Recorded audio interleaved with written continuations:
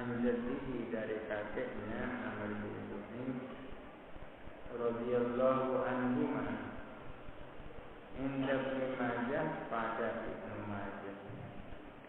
Di dalam riwayat itu diterangkan anna Sabit bin Qais bahwa sesungguhnya Sabit bin Qais karena ada siapa Sabit bin Qais zaliman adalah jelek orangnya.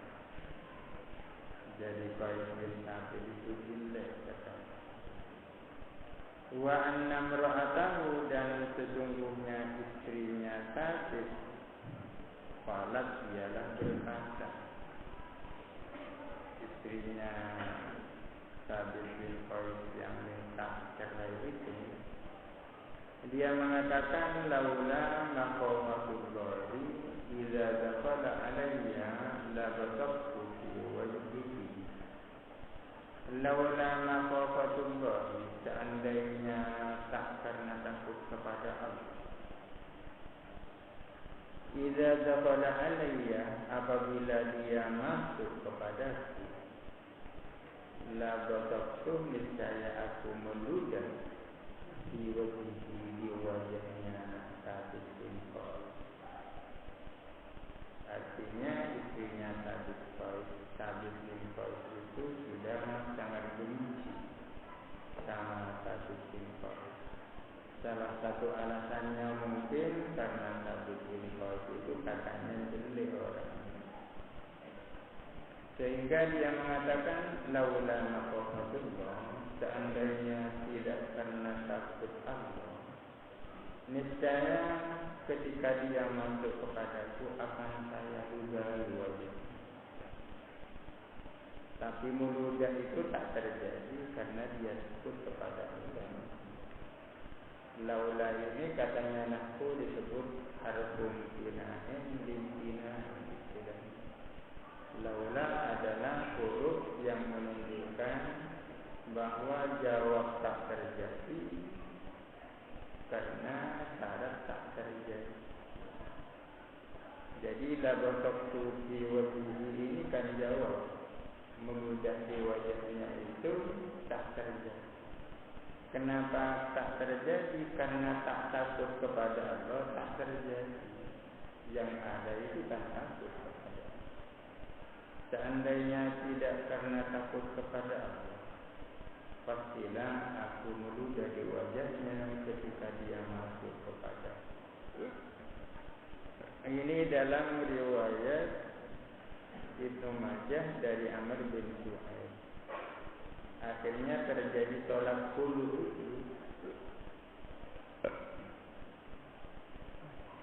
Wali Ahmad dan bagi Imam Ahmad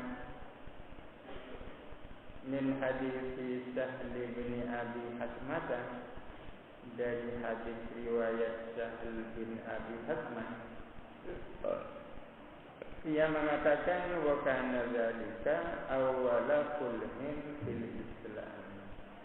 Ada apa hal itu adalah pertama kalinya khulu yang terjadi di dalam Islam. Kalau di kalangan kaum muslimin terjadi tolak khulu, maka khulu yang pertama kali terjadi adalah khulu antara Sabit bin Qais dan istrinya itu.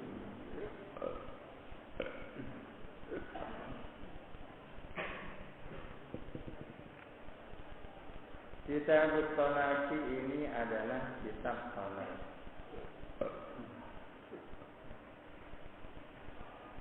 Thalaq itu secara bahasa adalah melepas ikat. Thalaq. Atlaqa yutliqu itlaqan itu artinya kan melepas. Dalam istilah syarak, thalaq itu adalah uqdatun nikah, halu uqdatun nikah, melepas ikat nikah.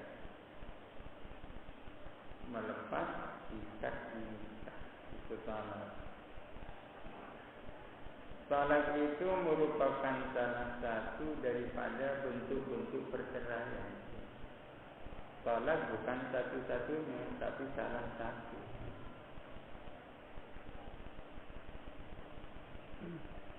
kalau talak itu disertai dengan penebusan pakai uang atau harta dari pihak istri kepada suami, itu namanya khulu, seperti yang diterangkan kemarin. Jadi kalau talak itu disertai adanya tebusan dari pihak istri kepada suami, itu namanya khulu. Yang akan kita jelaskan di sini adalah talak yang tak disertai tebusan itu talak biasa.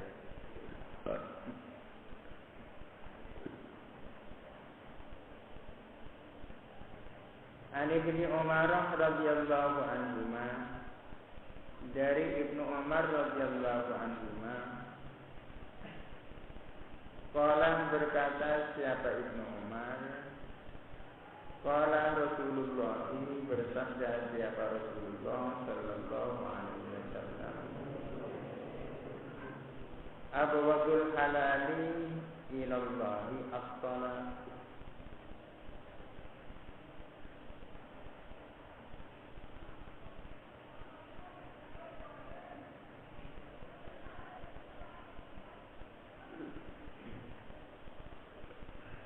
Abwaabul halali, adapun paling dibencinya barang halal, ilallahi kepada Allah, as-salatu ialah salat. Rawahu Abu Dawud, meriwayatkan kepada hadis itu siapa Imam Abu Dawud.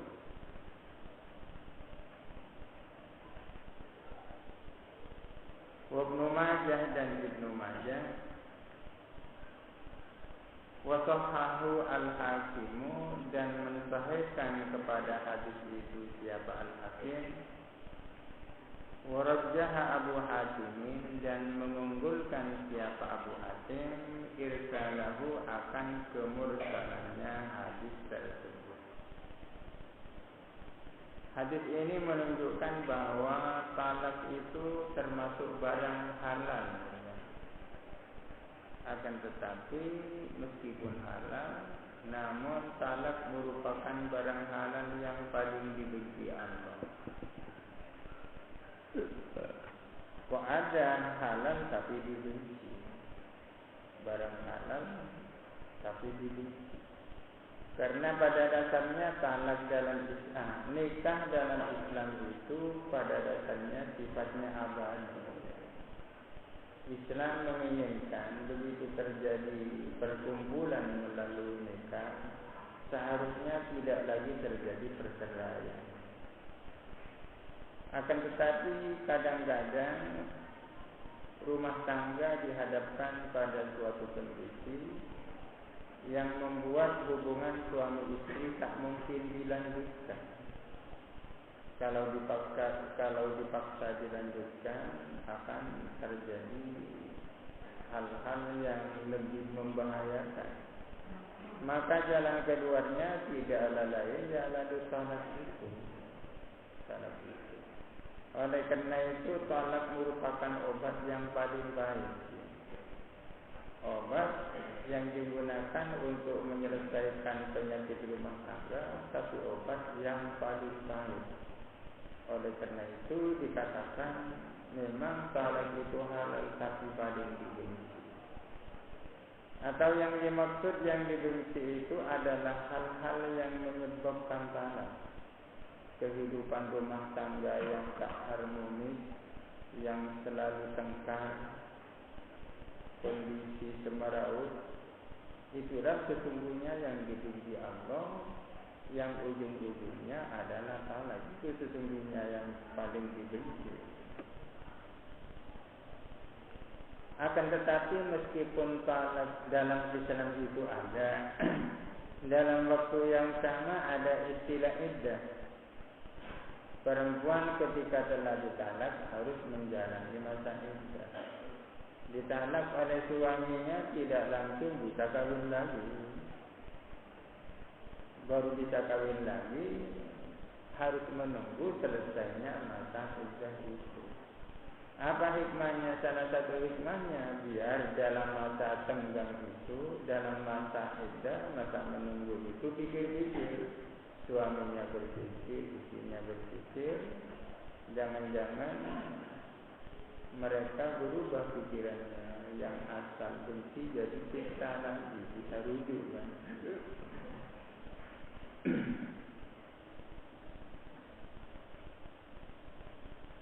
Wa ani bin Umar radhiyallahu anhuma, dan dari Ibnu Umar radhiyallahu anhuma, annahu bahwa sesungguhnya Ibnu Umar tallaqa imra'atahu, ialah mentalak istrinya. Mentalak siapa Ibnu Umar? Imra'atahu, akan istrinya Ibnu Umar, wa hiya haidun, sementara istri itu adalah sedang haid. Kapan itu? Fi ahdi Rasulullah, di masanya Rasulullah sallallahu alaihi wasallam. Fasa'ala Umaru, maka bertanya siapa Umar sebagai orang tuanya Abdullah bin Umar. Bertanya Rasulullah kepada Rasulullah sallallahu alaihi wasallam, anzalika, tentang itu. Tentang apa itu? Tentang mentalak istri dalam keadaan haid.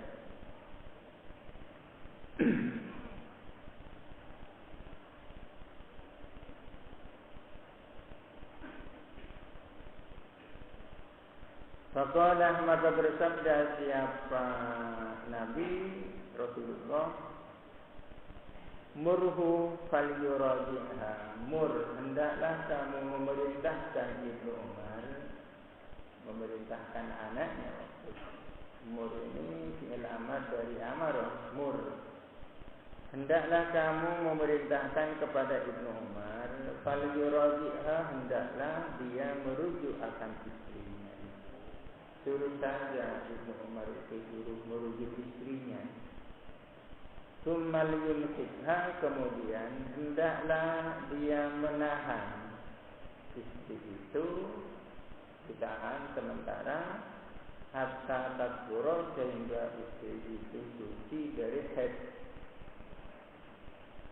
Tsumma tahidah, kemudian haid siapa istri itu, tsumma takbura, kemudian suci lagi. Setelah suci lagi, tsumma insya'a amsaka ba'du, kemudian jikalau berkehendak siapa Ibnu Umar, amsaka, dia menahan, mempertahankan istrinya, ba'du, sesudah itu. Wa insya'a, dan jikalau dia berkehendak, talaqa, maka dia mentalak, qabla an yamassa, sebelum dia menyentuh, sebelum menjima. Fatilkah, maka adapun itu, al-iddatu adalah iddah, allati amarallahu, yang memerintahkan siapa Allah, antutallaqa, agar supaya ditalak, laha, untuk iddah itu, untuk allati ditalak, an-nisa'u, siapa kaum perempuan. Muttafaqun alaih. Ada beberapa hal yang diterangkan dengan hadis ini. Pertama, hadis ini memberikan isyarat terhadap macam-macam talak. Talak dari segi waktu dijatuhkannya itu ada dua. Ada talak bid'i, ada talak sunni. Atau dibalik, ada talak sunni, ada talak bid'i. Sunni itu diambil dari kata sunnah, bid'i diambil dari kata bid'ah. Ada kalanya talak itu punya kategori sunnah, artinya boleh. Ada talak itu punya kategori bid'ah, tak boleh.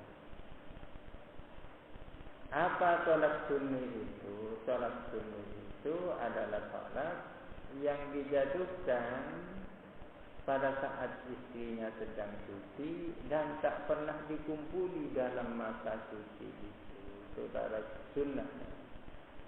Misalnya istrinya suci mulai 4 hari yang lalu,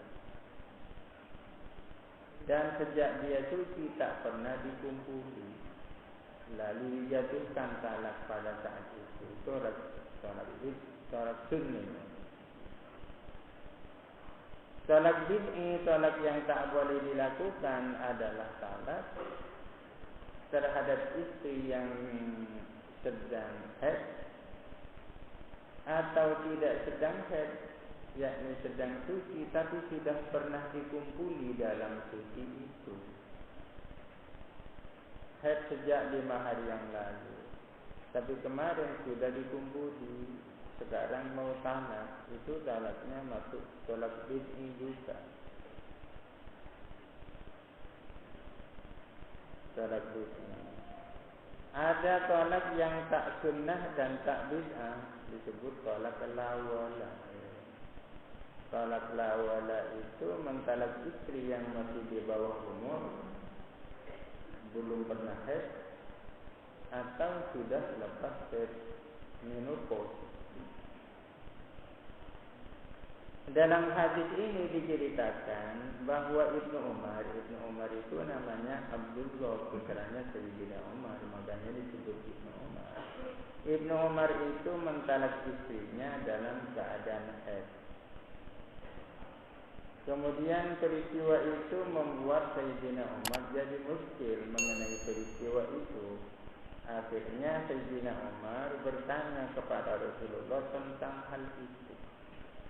Setelah Rasulullah diberitahu, akhirnya beliau instruksi agar supaya instruksi kepada Ibnu Umar melalui Sayyidina Umar, agar hendaknya Ibnu Umar merujuk istrinya yang telah ditalak di waktu haid itu.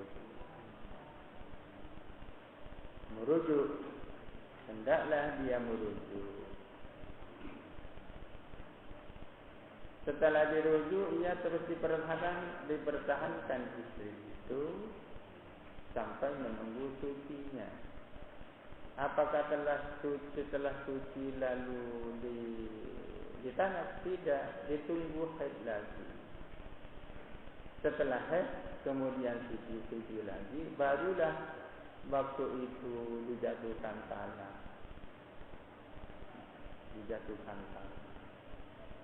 Kalau memang mau talak. Kalau tidak mau talak, ya dipertahankan terus. Itu adalah cara talak yang benar.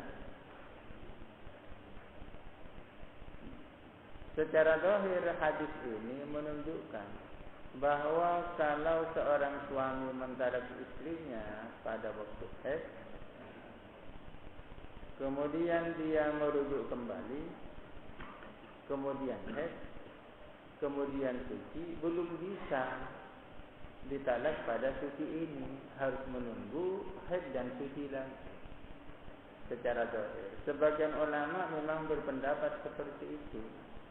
Wajib hukumnya menunggu suci, haid suci baru ditalak lagi. Akan tetapi menurut sebagian ulama tak wajib dilakukan seperti itu, namun sebaiknya berarti sunnah itu. Berarti hanya sunnah melakukan cara seperti itu. Jadi ditalak di waktu haid, karena merasa salah dirujuk, kemudian suci, haid suci, lalu ditalak. Itulah talak yang baik. Menurut sebagian ulama cara seperti itu wajib dilakukan.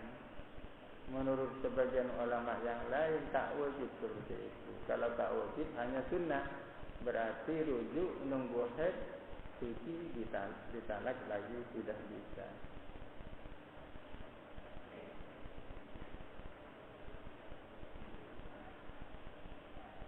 Wa fi riwayatin di Muslimin, dan di dalam suatu riwayat kepunyaan Imam Muslim.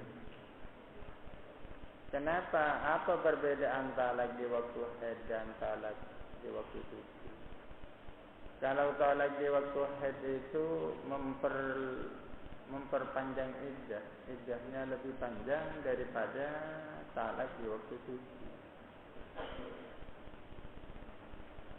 Iddahnya kan 3 guru, 3 kali sucian menurut As-Syafi'i dan 3 kali haid menurut Imam Abu Hanifah.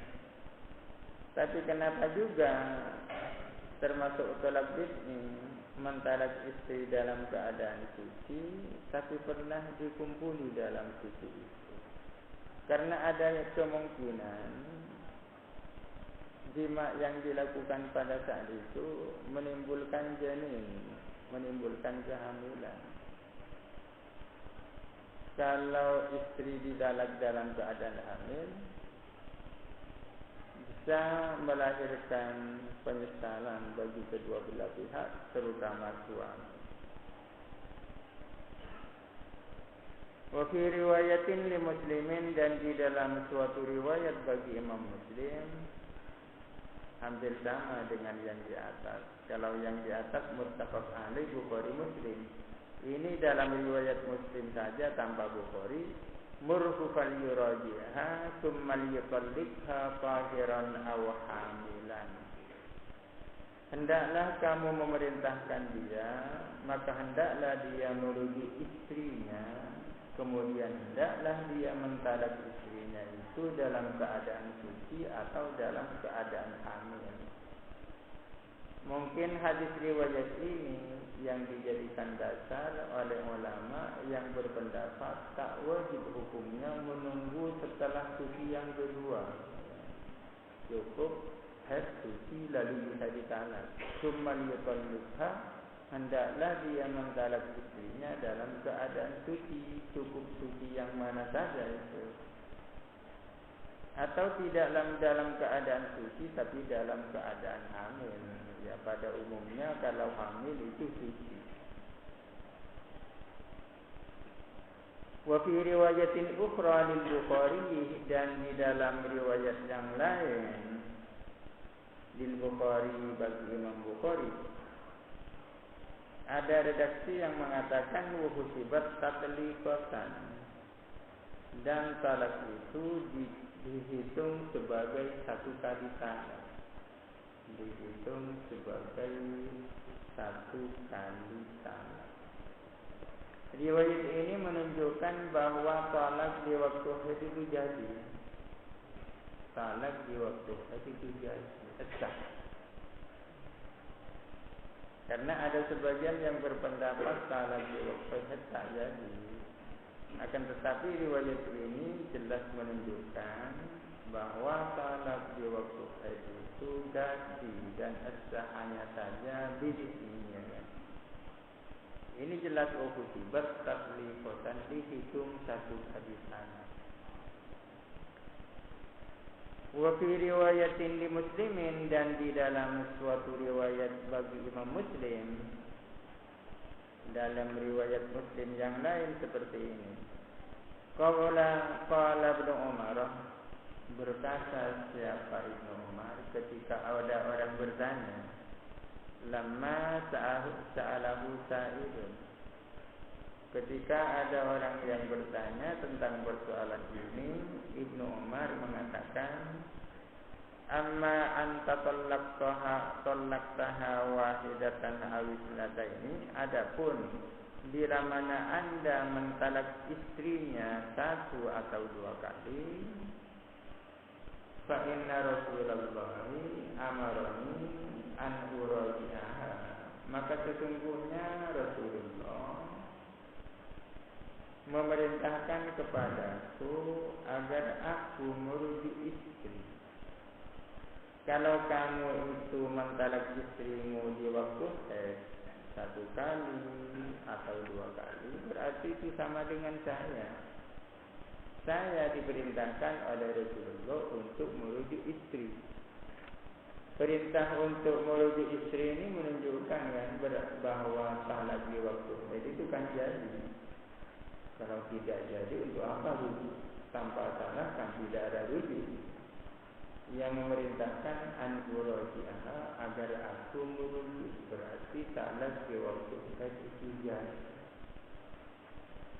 Beliau memerintahkan aku untuk merujuk, summa umsikaha, kemudian beliau memerintahkan aku untuk mempertahankan istri, hatta tahidha haidatan ukhra, sehingga dia haid dengan haid yang lain.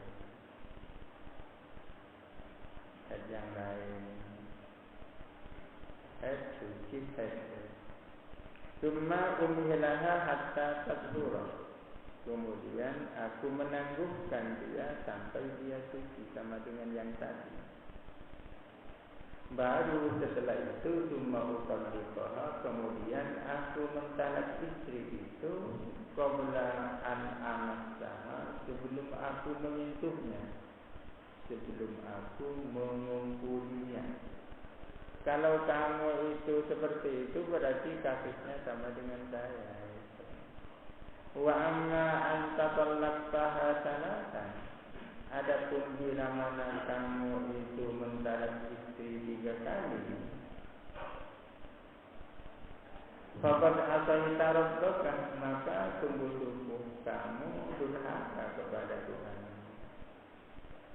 Lima amara bihi, di dalam sesuatu yang memerintahkan Tuhan kepadamu bihi dengan min talaqi mura'atika, dari mentalak istrimu. Jikalau kamu mentalak istrimu 3 kali, kamu telah berbuat dosa kepada Allah karena tidak melakukan cara talak yang benar sebagaimana diperintahkan Tuhan. Wa fi riwayatin ukhra, dan di dalam riwayat yang lain di Muslimin an Ibnu Umar juga ya, riwayat Muslim dari Ibnu Umar. Dalam riwayat yang lain kepunyaan Imam Muslim dari Ibnu Umar, qala Abdullah bin Umar, berkata siapa Abdullah bin Umar, faraddaha alayya, maka mengembalikan Nabi akan istri itu, dikembalikan alayya atas aku, alayya atas aku. Walam yaraha syai'an, dan beliau tidak melihat itu sebagai sesuatu yang benar. Lam yaraha syai'an ay lam yamuddaha syai'an sawaban, tidak memandang cara itu sebagai cara yang benar, sebagai cara yang benar. Waqalah, dan bersabda siapa Nabi, idza tahurat falyutalliq al-awliyyi, bila mana telah suci perempuan itu hendaklah mentalak siapa suami, atau hendaklah dia mempertahankan.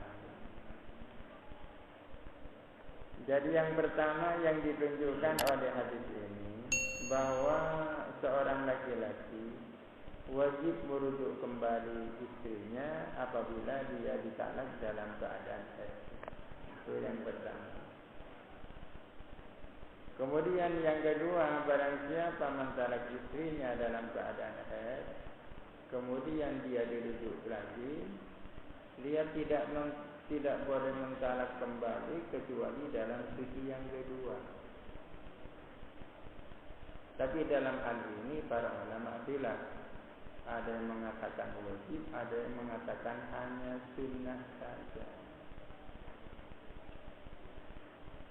Yang ketiga, mentalak istri di waktu haid atau di waktu suci yang telah dikumpuli di dalam suci itu, talaknya tergolong talak bid'ah atau bid'ah, talak bid'ah.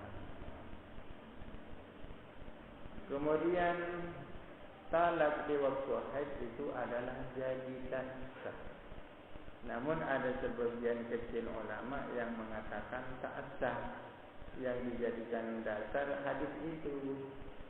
Qala Abdullah bin Umar faraddaha alayya wa lam yaraha syai'an.